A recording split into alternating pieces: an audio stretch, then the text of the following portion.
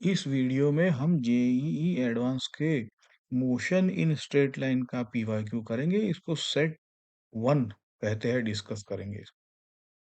अब इसमें फोकस है बेसिक काइनेमेटिक्स के आइडिया पर। जैसे पूछा है displacement versus distance, average velocity, acceleration as vectors, और कौन से पोजीशन टाइम ग्राफ पे पूछा है फिजिकली पॉसिबल है या नहीं। ये सब सिंपल टॉपिक है वैसे। कभी कभार एडवांस है ना, थोड़ा ट्विस्ट कर लेता है, बस उतना ही है।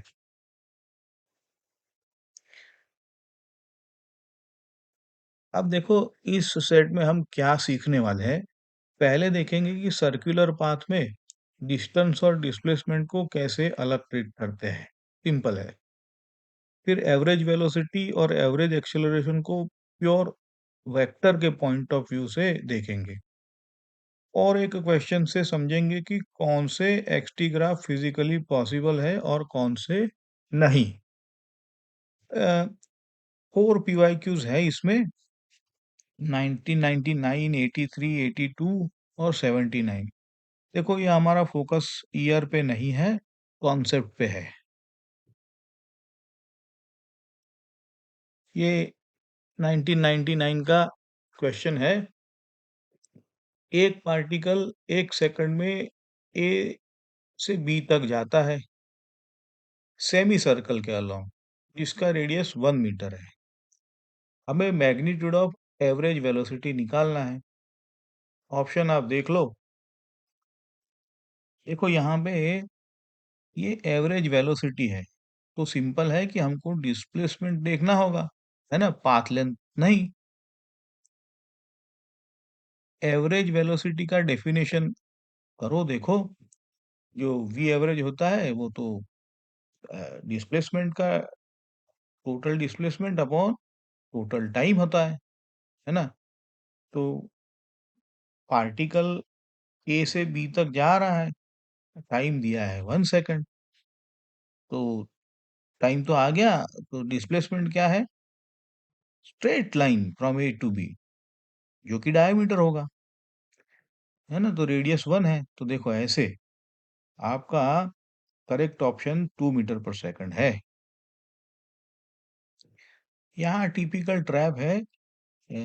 लोग सोचते हैं कि length equal to pi r, तो 3.14 टाइप आंसर आएगा ऐसा।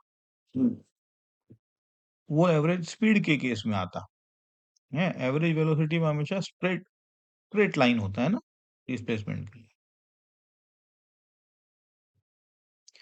अब ये 1983 का क्वेश्चन है। पार्टिकल रेडियस आर के सर्कल में मूव कर रहा है। हाफ पीरियड ऑफ रिवॉल्यूशन में डिस्प्लेसमेंट और डिस्टेंस निकालना है। यहाँ भी सर्कल का पिक्चर देख लो। हाफ रिवॉल्यूशन में ए से बी तक जाता है, जहाँ बी कहाँ है? डायमेट्रिकली अपोजिट पॉइंट है।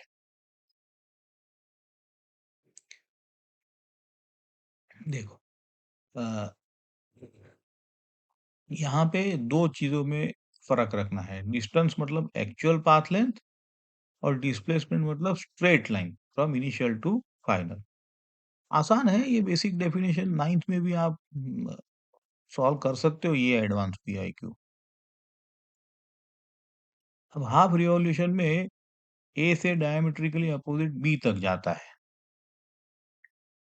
तो डिस्प्लेसमेंट आपका होगा, देखो, स्ट्रेट लाइन 2r, और डिस्टेंस आर्क लेंथ लिखो। आर्क लेंथ क्या है हाफ सर्कल का?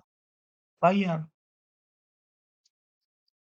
तो आपका 2r कॉमा पाई आर होगा डिस्प्लेसमेंट एट रिस्पेक्ट। यहाँ भी वही क्लासिक ट्रैप है।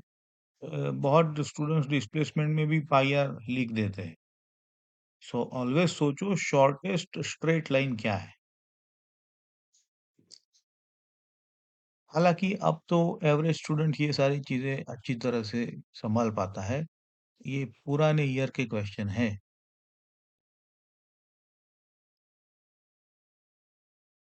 अब ये 1982 में एक पार्टिकल ईस्ट डायरेक्शन में 5 मीटर से चल रहा है। 10 सेकंड के बाद चेंज होके वेलोसिटी नॉर्थ में 5 मीटर हो जाती है। एवरेज एक्सेलरेशन के ऑप्शन दिए हैं देखो, 0 और वगैरह-वगैरह। हमारे पास एक सीधा डायरेक्शन चेंज का एग्जांपल है। मैग्नीट्यूड सेम रहता है, डायरेक्शन 90 डिग्री से रोटेट हो जाता है। वीआई ईस्ट और वीएफ जो है नॉर्थ, ये वेक्टर्स है देखो। अब एवरेज एक्सेलरेशन एक वेक्टर है। आपको पता है delta v by delta t, और डेल्टा वी में v final minus initial. Initial east में था और फाइनल नॉर्थ में था। देखो 2 तरीके हैं। यहाँ पे हमने जो स्ट्रिक्ट लेक्चर में आपको बताया है, जो स्ट्रिक्ट तरीका है, यहाँ हम लिखते हैं अलग तरीका, टेल टू टेल ड्रॉ करो, है ना? तो राइट साइड में और नॉर्थ साइड में है। अब चेंज इन वेलोसिटी को हेड ऑफ वीआई से हेड ऑफ वीएफ तक का एक एरो समझ लो, बस इतना ही है। शॉर्टकट। ये डायगोनल नॉर्थ वेस्ट डायरेक्शन में पॉइंट कर रहा है, यही डेल्टा वी है। अब इसके मैग्नीट्यूड के लिए क्या करोगे? तो पाइथागोरस है, सिंपल, ठीक है। और डायरेक्शन, और हमने डायरेक्शन से देखा ही है कि चेंज ईस्ट से नॉर्थ की तरफ रहा है, तो रिजल्टेंट चेंज नॉर्थ वेस्ट की तरफ पॉइंट करेगा। इसका मतलब है कि एवरेज वेलोसिटी का vector 1 by square root 2 metre per second square towards north west, ऐसा। तो आपका ऑप्शन बी होगा इसमें। देखो एग्जाम पॉइंट ऑफ व्यू में जितनी बार भी वेलोसिटी की डायरेक्शन चेंज हो रही है, हमारा फोकस होना चाहिए डेल्टा वी पर, है ना? और उस पर एक छोटा सा राइट एंगल ट्रायंगल यूजुअली होता ही है, ये बात है।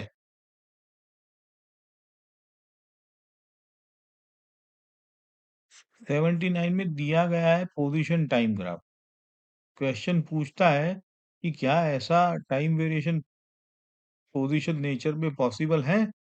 हाँ, यहाँ पे जिन बच्चों को अ, ये थोड़ा-सा है क्वेश्चन, है ना? ये मतलब जो आगे जिनको ग्राफ्स आते हैं और जिनको ये बात पता है, वो ग्राफ ऐसा है कि एक ही टाइम पर पार्टिकल 2 अलग-अलग पोजीशन पे दिख रहा है ना? क्योंकि ये तो पैराबोला है, देखो, 2 रूट निकलेंगे इसके।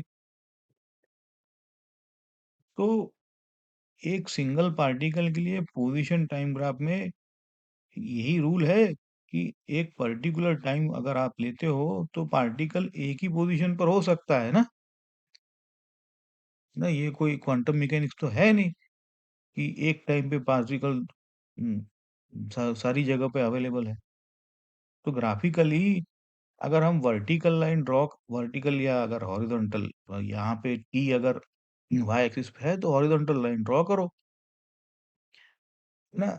वो एक ही पॉइंट पे कट करना चाहिए।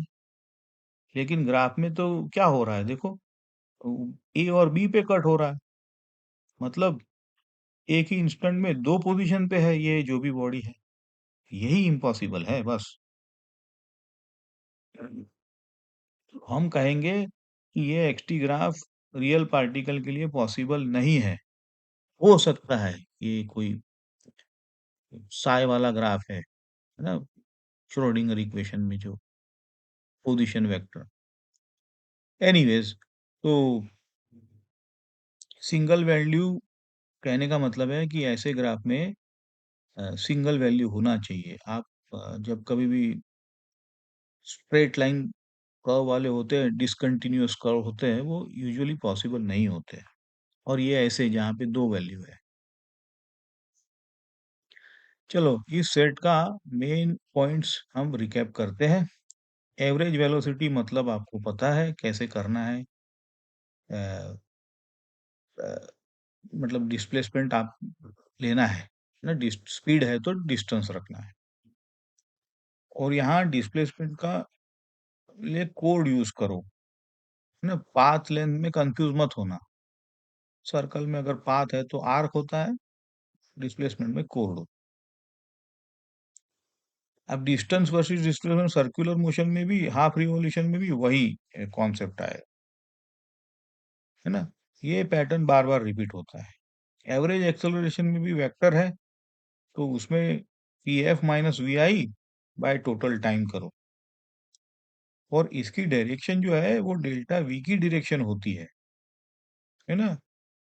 क्वेश्चन 3 में हमने ईस्ट से नॉर्थ का जो टर्न लिया, जिसमें डेल्टा वी नॉर्थ वेस्ट निकल आया, है ना? तो डेल्टा वी छुपा हुआ होता है, वही डेल्टा वी ही है अपना डायरेक्शन। पोजीशन टाइम ग्राफ में वैलिडिटी को चेक करने के लिए सिंगल पार्टिकल के लिए टी1 जो टाइम होता है, उस पे एक ही पोजीशन होनी चाहिए। तो आपको ये कभी एक्सटी ग्राफ दे दे, कभी टीएक्स ग्राफ दे दे, आपको यही चेक करना है। 2 पोजीशन नहीं आनी चाहिए, है ना? ये बेसिक आइडिया आगे चलकर ग्राफ प्रॉब्लम्स में वीटी, एटी में भी हेल्प करेगा। अगला पीवाईक्यू में हम और थोड़ा लेवल अप करेंगे नॉन यूनिफॉर्म मोशन और graphs. VX graphs, AX graphs कैसे निकलते हैं?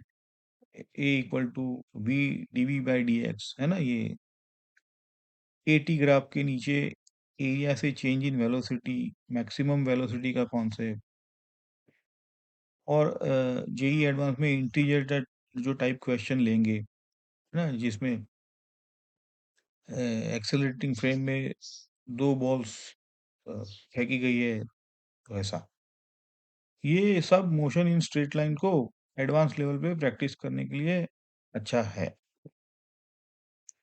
ठीक है, अगर कोई ये हेल्प कर रहा है डिस्कशन एडवांस का, तो आप चैनल को सब्सक्राइब करें, और पूरा मोशन पीवाईक्यू प्लेलिस्ट, है ना? अभी हम करेंगे सारे स्ट्रेट लाइन का, सीक्वेंस में देख सकते हैं। जैसे सेट 1 में बेसिक्स, सेट 2 में ग्राफ्स, सेट 3 में हम करेंगे कंस्ट्रेंट, 4-5 में रिलेटिव मोशन, और ग्रेविटी का एक कॉन्सेप्चुअल चेक। Thank you.